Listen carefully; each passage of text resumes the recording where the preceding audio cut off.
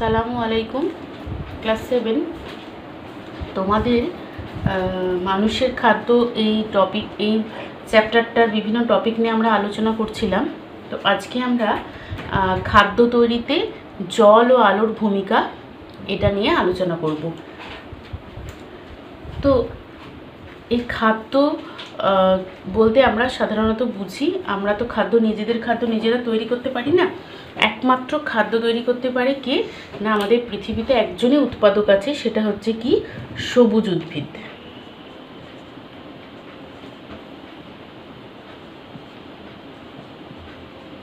তো এই সবুজ উদ্ভিদ কি তৈরি করে না, নিজেদের খাদ্য নিজেরা তৈরি করে। আর এই সবুজ উদ্ভিদের তৈরি খাদ্য আমরা যে সকল প্রাণীরা রয়েছি তারা সবাই প্রত্যক্ষ বা পরোক্ষভাবে সেই খাদ্যকে গ্রহণ করে থাকে। কখনো সরাসরি খায়, কখনো আবার পরোক্ষভাবে সেই খাদ্য খেয়ে বেঁচে থাকি। তাহলে এই সবুজ উদ্ভিদ যে নিজের খাদ্য নিজে তৈরি করতে পারে, সেই জন্য সবুজ উদ্ভিদকে কি বলা হয়? বলা হয় উৎপাদক বা প্রডিউসার বলা হয়। ঠিক আছে, ইংরাজিতে যারা কোনো কিছু তৈরি করে, প্রডিউস করে, তাদেরকে বলা হচ্ছে প্রডিউসার বা উৎপাদক। এবার এই খাদ্য, উদ্ভিদের খাদ্য তৈরিতে জল এবং আলো কিভাবে তাদের ভূমিকা পালন করে সেটা আমরা জানব। তার আগে আমি একটা কথা বলি যে উদ্ভিদের খাদ্য তৈরির প্রধান কাঁচামালগুলো কি কি, অর্থাৎ খাদ্য তৈরি করতে কী লাগে। দেখো, আমাদের খাদ্য আর গাছেদের খাদ্য এই দুটোকে যদি আমরা কম্পেয়ার করি তাহলে কিছুটা বুঝতে পারবো যে আমাদের যে বাড়িতে খাদ্য তৈরি হয় সেই খাদ্য কোথায় তৈরি হয়। আমাদের খাদ্য যদি ধরো বাড়িতে বলি, বাড়িতে আর গাছের ক্ষেত্রে যদি ধরি,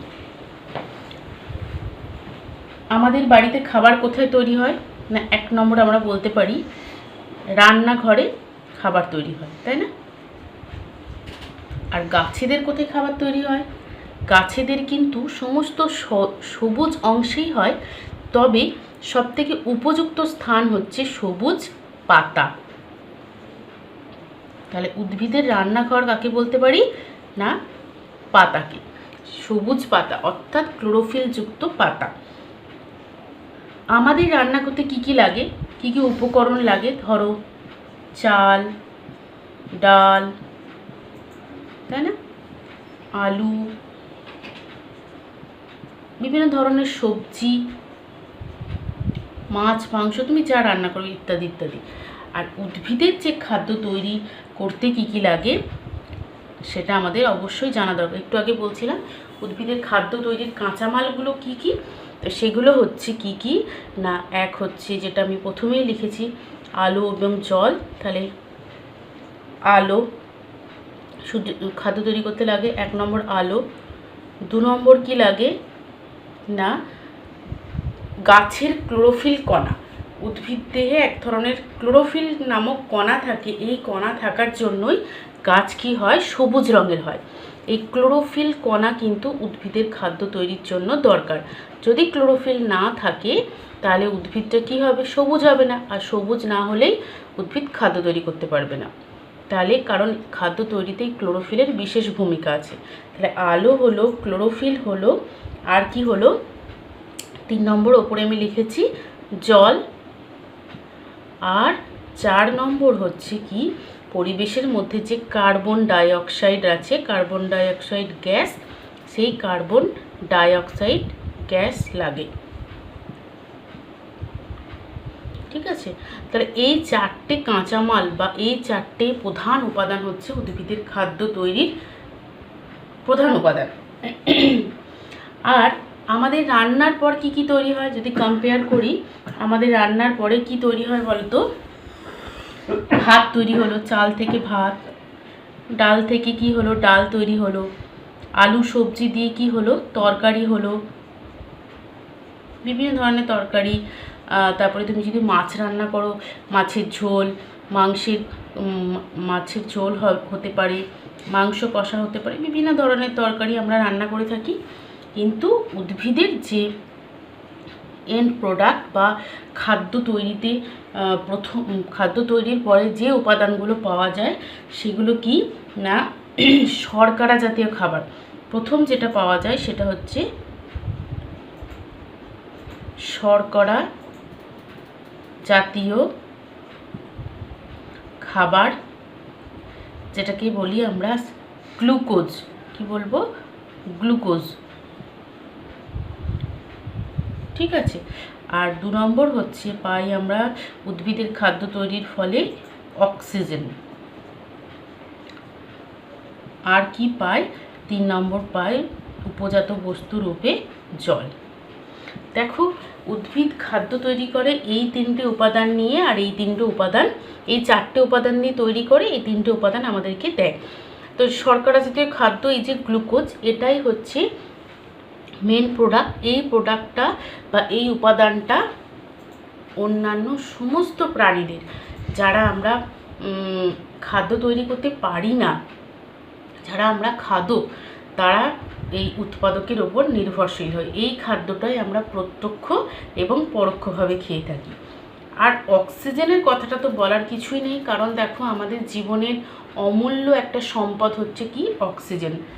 তোমাকে যদি এখনই অক্সিজেন বন্ধ কোনো একটা জায়গায় রাখা হয়, যে জায়গায় অক্সিজেন নেই, সঙ্গে সঙ্গে কি হতে পারে? আমাদের শ্বাসকষ্ট হয়ে আমরা মৃত্যুর মুখে ঢলে পড়ব। কারণ আমাদের প্রাণের যে কি বলবো, প্রাণ ধরে রাখার জন্য অক্সিজেন আমাদের দরকার, কারণ আমাদের শ্বাস প্রশ্বাসে অক্সিজেন অবশ্যই দরকার। অক্সিজেন ছাড়া আমরা বাঁচতে পারি না। কিন্তু দেখো, সবুজ উদ্ভিদ আর কার্বন ডাইঅক্সাইড কিন্তু আমাদের শরীরের জন্য ক্ষতিকারক, কারণ কার্বন ডাইঅক্সাইড গ্যাস, এটা এক ধরনের গ্রিন হাউস গ্যাস আমরা জানি। এছাড়া কার্বন ডাইঅক্সাইড গ্যাস পলিউশন ঘটায়। তো এই কার্বন ডাইঅক্সাইড গ্যাসকে কিন্তু দেখো সবুজ উদ্ভিদ টেনে নিচ্ছে, পরিবেশটাকে বিশুদ্ধ করে দিচ্ছে, দিয়ে কি করছে? তার পরিবর্তে অক্সিজেন দিচ্ছে। তাহলে আমাদের পরিবেশে যে কার্বন ডাইঅক্সাইড এত বেড়ে যাচ্ছে, সেটাকে নিয়ে অক্সিজেনের পরিমাণটা দিয়ে এটাকে ব্যালেন্স করে দিচ্ছে। আর কি করছে? ওদের জল লাগছিল এবং কিছুটা জল উৎপন্নও হচ্ছে। তাহলে সবুজ উদ্ভিদ, আমরা যে গাছকে নির্বিচারে কেটে দিচ্ছি, সেটা কিন্তু আমাদের ঠিক না। কারণ সবুজ উদ্ভিদ না থাকলে আমরা প্রথম কথা খেতে পাবো না, অনাহারে মরবো, এবং আমরা অক্সিজেন পাবো না, পরিবেশ বিশুদ্ধীকরণ থাকবে না। এবার দেখো, তুমি একটা টবে একটা গাছকে বেশ কয়েকদিন ধরে রেখে দিলে, ঠিক আছে? রেখে দেওয়ার পর সূর্যের আলোতে রেখে দিলে এবং তাতে জল না দিলে, তাহলে একটা টবের মধ্যে তুমি একটা গাছ লাগিয়েছো, ধরো, নিয়ে গাছটাকে কি করছো না তুমি রেখে দিয়েছো কোথায়? না সূর্যের আলোতে রেখে দিয়েছো। সূর্যের আলোতে রেখে দিয়ে তুমি তাকে কি দিলে না? জল দিলে না। কি হবে? কয়েকদিন পরে কি দেখা যাবে? গাছটি শুকিয়ে মারা যাচ্ছে। আবার এই একই গাছকে তুমি কি করলে না, আলো পৌঁছায় না এরকম একটা অন্ধকার কোনো একটা ঘরে প্রায় 10-15 দিন ধরে রেখে দিলে, এবং গাছটাকে কিন্তু তুমি জল দিলে, শুধুমাত্র আলো দিলে না। তখন কি দেখবে? সেক্ষেত্রেও দেখবে গাছটা কিন্তু কিছুদিন পরে আস্তে আস্তে মারা যাচ্ছে। তাহলে এগুলোর কারণ কি? কারণ গাছ প্রথম ক্ষেত্রে জল পায়নি এবং দ্বিতীয় ক্ষেত্রে আলো পায়নি। তাই জন্য কি হয়েছে? সবুজ উদ্ভিদ তার যে খাদ্য, শর্করা জাতীয় খাদ্য গ্লুকোজ, সেটা তৈরি করতে পারেনি এবং গাছটা মারা গেছে। তার মানে আমরা বলতে পারি উদ্ভিদের খাদ্য তৈরিতে জল এবং আলো গুরুত্বপূর্ণ ভূমিকা পালন করে। কিন্তু ধরো, গাছটাকে যদি তুমি অন্ধকার ঘরে রেখে অন্ধকার ঘরে না রেখে তুমি একটা খোলা জায়গায় রেখে পর্যাপ্ত পরিমাণে জল দিতে গাছের চারাতে, তাহলে দেখতে গাছটা কি হতো? আস্তে আস্তে বাড়তে থাকতো এবং সে একটা পরিণত গাছে পরিণত হতো, মানে গাছটা বড় হতো।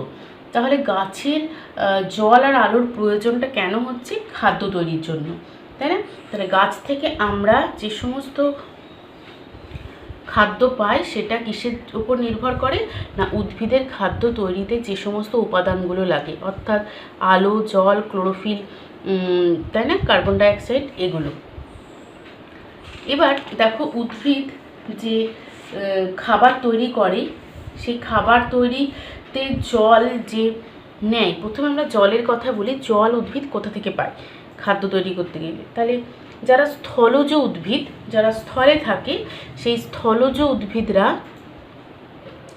জল কোথা থেকে পাবে না মাটির তলায় যে জলের স্তর থাকে, কৈশিক জলের স্তর, তাহলে এরা মাটির নিচ থেকে, এদের যে মূল, উদ্ভিদের যে মূল, সেই মূল মাটির নিচের অনেক গভীরে পৌঁছে যায় এবং সেখান থেকে স্থলজ উদ্ভিদরা জল পেয়ে থাকে। আর যারা জলজ উদ্ভিদ, অর্থাৎ যারা জলে নিমজ্জিত থাকে, জলজ উদ্ভিদের ক্ষেত্রে কি হয় না ওরা জল জলাশয় থেকে, বিভিন্ন জলাশয় থেকে তারা কি পায়, জল পায়। তাহলে এদের জলের উৎসগুলো আমরা জানলাম। কিন্তু এই জলটা ওরা কিভাবে টেনে নেয় না এদের দেহের যে মূল থাকে, অর্থাৎ উদ্ভিদের যে মূল, সেই মূল কি করে না মাটির যে জল বা জলাশয়ের যে জল, সেই মূল দ্বারা জলকে কি করে, শোষণ করে। তাহলে জলের উৎসরা কোথা থেকে পাই বুঝতে পারলে, মাটির নিচে থাকা মূল জল শোষণ নিতে সাহায্য করে। আর স্থলজ উদ্ভিদ কি করছে না মাটির কণার যে জল লেগে থাকছে সেই জলকে শোষণ করছে। আর জলজ উদ্ভিদ কি করছে, জলজ উদ্ভিদ মূল দিয়ে মূল দিয়ে জল, সমস্ত জলে ডুবে থাকা অংশ দিয়ে কি করছে, জলটাকে শোষণ করছে। আর এক ধরনের উদ্ভিদ হয়, সেটা হচ্ছে কি বায়বীয়। বায়বীয় মানেটা কি না যে সমস্ত উদ্ভিদের, ধরো অর্কিড জাতীয় উদ্ভিদ, এদের মূলটা মাটিতে থাকে না, অর্থাৎ ধরো একটা গাছ এরকম হয়েছে, বড় একটা গাছ কোনো, সেই গাছের ওপরে এই অর্কিড জাতীয় গাছগুলো হয়ে থাকে। এদের মূল অংশ, এটা ধরো গাছটা হয়েছে, এখানে ধরো গাছটা হয়েছে, এদের মূল অংশটা এরকম করে শূন্যে ঝোলা অবস্থায় থাকে। তাহলে দেখো এরা মাটির সাথে অ্যাটাচমেন্ট হচ্ছে না, তাহলে এরা জল পায় কী করে? এদেরকে বায়বীয় উদ্ভিদ বলা হয়। এরা কোথা থেকে জল পায় না বাতাসের মধ্যে যে জলীয় বাষ্প রয়েছে, সেই জলীয় বাষ্প থেকে এরা জলটাকে অ্যাবজর্ব করে। তাহলে বায়বীয় উদ্ভিদ কোথা থেকে করে না বাতাসের জলীয় বাষ্প, এখান থেকে এরা জল পায়। তাহলে উদ্ভিদের জলের উৎসগুলো আমরা কি কি বুঝলাম? স্থলজ, জলজ এবং বায়বীয় জলগুলো, বায়বীয় উদ্ভিদ জল কোথা থেকে পায় পেলাম। এবার এই জল কি করে না উদ্ভিদের যে খাদ্য তৈরি হয়, সেই খাদ্য তৈরির সময় জল কি করে, এই ভেঙে গিয়ে কি করে H+ আর OH-, তোমরা যখন আরও হায়ার ক্লাসে উঠবে তখন তোমরা বুঝতে পারবে যে কিভাবে উদ্ভিদের জল কি করে না খাদ্য তৈরিতে ভূমিকা নেয়। অর্থাৎ কিভাবে আমরা কিছুটা বলতে পারি যে খাদ্য তৈরিতে জলের যে ভূমিকা, সেটা আমরা কি বলতে পারি না জল কি করে, জল ভেঙে যায়, যে ভেঙে যাওয়ার প্রসেসটাকে বলা হচ্ছে ফটোলাইসিস। অত কিছু জানতে হবে না, তাহলে আমরা বলতে পারি জলের কাজ হচ্ছে জল ভেঙে গিয়ে কি তৈরি করে জানো তো, অক্সিজেন তৈরি করে। অক্সিজেন তৈরি করতে সাহায্য করে। তাহলে উদ্ভিদ যদি জল না অ্যাবজর্ব করে, উদ্ভিদ তার যখন খাদ্য তৈরিতে দরকার লাগবে জল, তখন যদি সে জল উপযুক্ত পরিমাণে না পায়, তাহলে খাদ্য তৈরি হবে না। আর খাদ্য তৈরি না হলে কি হবে না না অক্সিজেন, আমাদের যে প্রাণের প্রধান উৎস হিসেবে, প্রাণের প্রধান অমূল্য সম্পদ হিসেবে যে অক্সিজেন, সেই অক্সিজেন কিন্তু আমরা পাবো না। তাহলে জল কি করে না জল ভেঙে গিয়ে কি করতে সাহায্য করে না অক্সিজেন তৈরি করতে সাহায্য করে। এছাড়াও জল কি করে না গ্লুকোজ নামক যে খাদ্য, সেই খাদ্য তৈরি করতে সাহায্য করে, গ্লুকোজ তৈরিতে সাহায্য করে। তাহলে দেখো এখান থেকে আমরা বলতে পারি যে উদ্ভিদের খাদ্য তৈরিতে জলের ভূমিকা কি। তাহলে জলের ভূমিকা আমরা কি বলবো না, প্রথম বলবো যে জল উদ্ভিদের খাদ্য তৈরির একটি অন্যতম প্রধান কাঁচামাল। তাহলে প্রথম পয়েন্ট বলতে পারি জল হচ্ছে খাদ্য তৈরির জন্য একটি অন্যতম কাঁচামাল। ঠিক আছে, এটা হচ্ছে প্রথম পয়েন্ট আমরা বলতে পারি। 2 নম্বর পয়েন্ট বলতে পারি যে উদ্ভিদের খাদ্য তৈরির প্রক্রিয়ার সময় জল ভেঙে যায় এবং ভেঙে গিয়ে অক্সিজেন তৈরি করতে সহায়তা করে। হলো। আর 3 নম্বর বলবো কি না, উদ্ভিদ সালোক সংশ্লেষ প্রক্রিয়ায় বা খাদ্য তৈরির প্রক্রিয়ায় যে জল গ্রহণ করে সেই জল কি করে না গ্লুকোজ তৈরি করতে সাহায্য করে। ঠিক আছে, গ্লুকোজ জাতীয় খাদ্য তৈরি করতে সাহায্য করে। আর 4 নম্বর বলবো যে উদ্ভিদের প্রত্যেকবারে 1 অণু করে গ্লুকোজ তৈরি হয়। তাহলে 1 অণু গ্লুকোজ তৈরিতে 12 অণু জলের প্রয়োজন হয়। ঠিক আছে, এটা মনে রাখবে, 12 অণু জলের প্রয়োজন হয়। খাদ্য তৈরিতে জলের ভূমিকা আমরা কি বুঝলাম না, জল অন্যতম কাঁচামাল হিসেবে ব্যবহৃত হয়, জল ভেঙে গিয়ে অক্সিজেন তৈরি করতে সাহায্য করে, আর জল ভেঙে গিয়ে গ্লুকোজ তৈরি করতেও সাহায্য করে। অর্থাৎ উদ্ভিদের প্রধান খাদ্য গ্লুকোজ তৈরিতে সাহায্য করে, আর 1 অণু গ্লুকোজ তৈরি করতে 12 অণু জলের প্রয়োজন হয়। তাহলে এই 4টে পয়েন্ট বললেই আমাদের হয়ে যাবে। এবার আমরা উদ্ভিদের খাদ্য তৈরিতে আলোর কি ভূমিকা সেটা নিয়ে আলোচনা করব।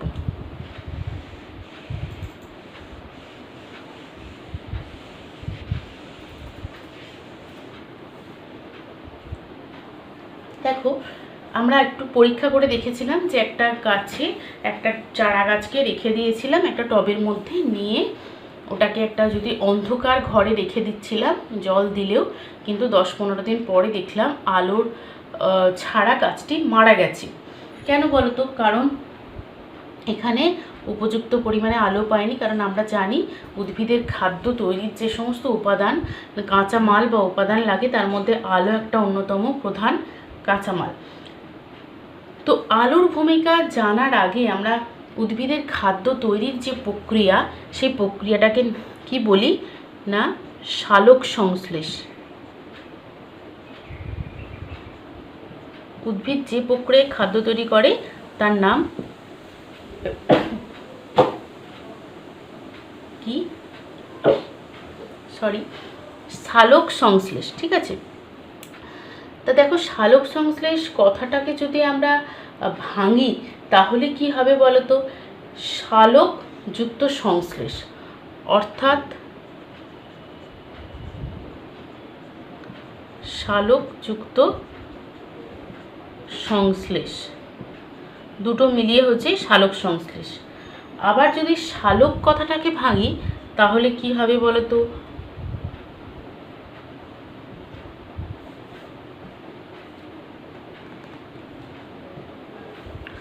সালোক কথাটাকে ভাঙলে হবে সযুক্ত আলোক, তবেই হচ্ছে সালোক। অর্থাৎ সযুক্ত আলোক মানে হচ্ছে আলোর উপস্থিতি, আর সংশ্লেষ মানে হচ্ছে তৈরি করা। সযুক্ত আলোক মানে হচ্ছে আলোর উপস্থিতি, এটার মানে হচ্ছে আলোর উপস্থিতি, আর সংশ্লেষ করা মানে কোনো কিছু তৈরি করা।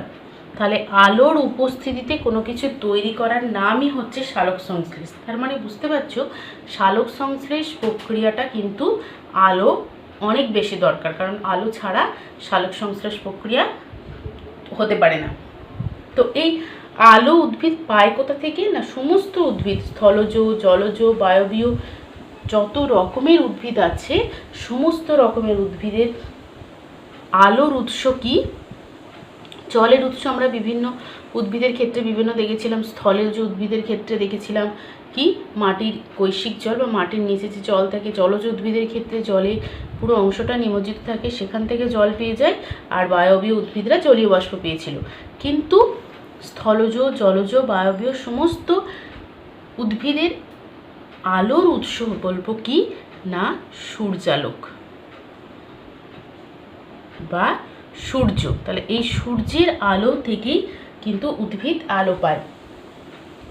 তো সূর্যের মধ্যে কি থাকে না সূর্যের মধ্যে শক্তি থাকে, সূর্যের আলোর মধ্যে কি থাকে না শক্তি থাকে। তো এই সূর্যের এই শক্তি সবুজ উদ্ভিদ কি করে না শোষণ করে। কি দ্বারা শোষণ করে বলো তো? সূর্যালোক শোষণ করে, মানে সূর্যের মধ্যে যে শক্তি থাকে সেই শক্তিটাকে শোষণ করে। ঠিক আছে, সেই শক্তিটাকে শোষণ করে কার দ্বারা না ক্লোরোফিল কণা। পাতার কোষে যে ক্লোরোফিল থাকে, যেটা সালোক সংশ্লেষের একটা অন্যতম উপাদান বলেছিলাম, এই ক্লোরোফিল কি করে না সূর্যালোকের মধ্যে যে শক্তি থাকে এই শক্তিটাকে অ্যাকচুয়ালি বলা হয় ফোটন কণা। এই ফোটন কণাকে কি করে ক্লোরোফিল অণু কি করে শোষণ করে নেয়, নিয়ে শোষণ করে কি করে সেই যে শক্তি, সেই শক্তিটা দিয়ে আমরা একটু আগে বলেছিলাম যে সালোক সংশ্লেষ প্রক্রিয়ায় যে জল ভেঙে যায়, তো এই শক্তিটা কি করে না জলটাকে ভাঙতে সাহায্য করে। জল যদি না ভাঙে তাহলে অক্সিজেন তৈরি হবে না, গ্লুকোজ তৈরি হবে না, তাই না?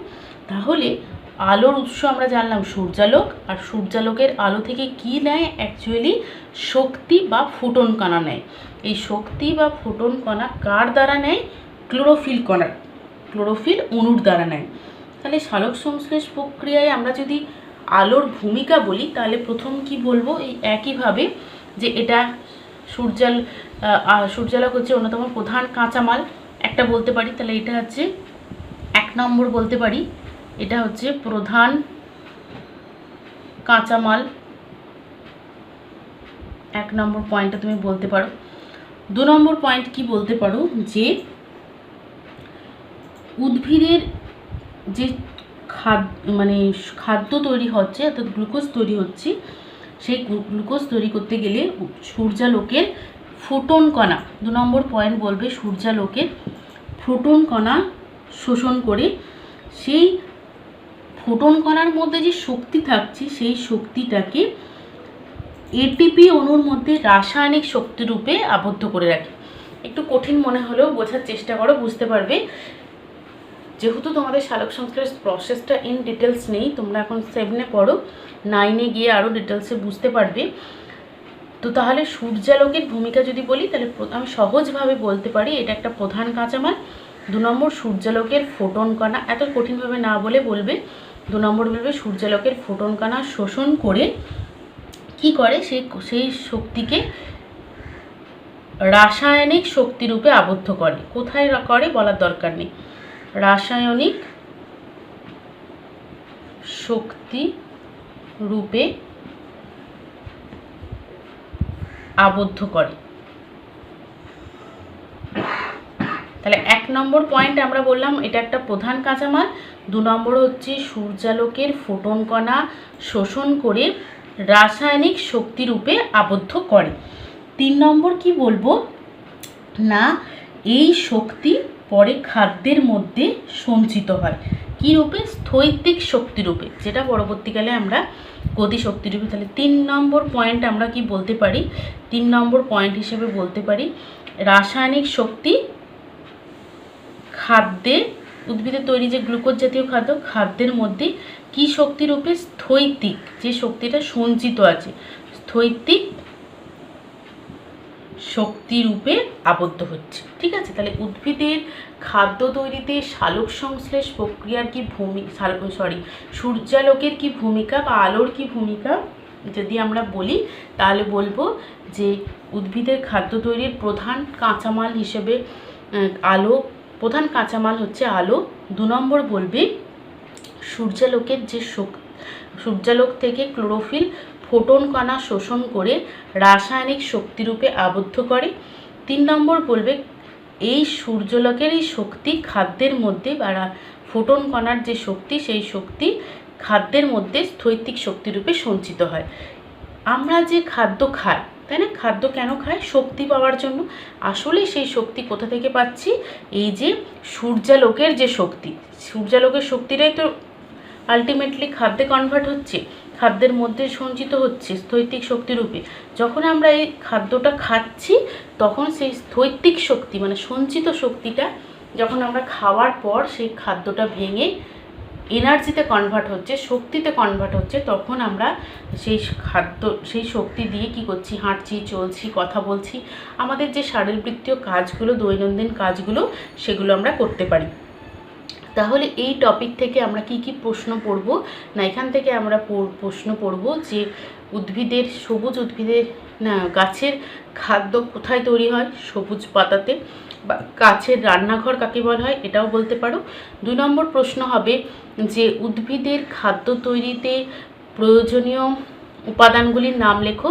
তাহলে 1, 2, 3, 4 আলো, ক্লোরোফিল, জল, কার্বন ডাইঅক্সাইড বলবে।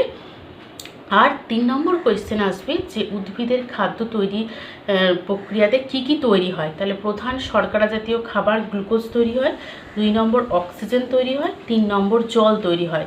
আর এখান থেকে একটা শর্ট কোয়েশ্চেন আসতে পারে যে উদ্ভিদের যে অক্সিজেন তৈরি হচ্ছে সালোক সংশ্লেষ প্রক্রিয়ায়, সেই অক্সিজেনের উৎসটা কি? আমরা বলেছি জল ভেঙে গিয়ে অক্সিজেন তৈরি করে। তাহলে এই অক্সিজেনের উৎস বলতে পারি জল। আর কি প্রশ্ন আসবে? উদ্ভিদের খাদ্য তৈরিতে জলের ভূমিকা কি, আলোর ভূমিকা কি? জলের ভূমিকা, আলোর ভূমিকা আমি আলাদা আলাদাভাবে আলোচনা করে দিলাম। আর আসবে কি যে উদ্ভিদের খাদ্য তৈরিতে যে জল লাগে, সেই জলের উৎসগুলো কি কি? তাহলে আমরা জলের উৎস বলে স্থলজের উৎস কি, জলজ উৎস কি, বায়বীয় উদ্ভিদের উৎস কি বলতে পারবো। আর আলোর উৎস কি? একটাই উৎস, সেটা হচ্ছে কি সূর্যালোক। আর এই সূর্যালোকই সমস্ত শক্তির উৎস, তাই না? আর আরেকটা প্রশ্ন এখান থেকে শর্ট কোয়েশ্চেন হিসেবে বলতে পারি যে আমরা আসলে যে খাদ্য খাই, সেই খাদ্যের মধ্যে যে শক্তি পাই, সেই শক্তিটা কোথা থেকে পাই? তাহলে কোথা থেকে পাচ্ছি? একমাত্র সূর্যালোক থেকেই পাচ্ছি। কারণ সূর্যালোকের যে ফোটন কণা, সেই কণায় কি করছে? রাসায়নিক শক্তিরূপে আবদ্ধ থাকছে। সেই শক্তিটা খাদ্যের মধ্যে স্থৈতিক শক্তিরূপে সঞ্চিত থাকছে এবং এই স্থৈতিক শক্তি পরবর্তীকালে আমাদের শরীরে গতিশক্তিরূপে কাজ করছে। অর্থাৎ আমরা যে সমস্ত দৈনন্দিন কাজ, সেগুলো আমরা করতে পারি। তাহলে এই টপিকটা খুব ভালো করে তোমরা রেডি করবে।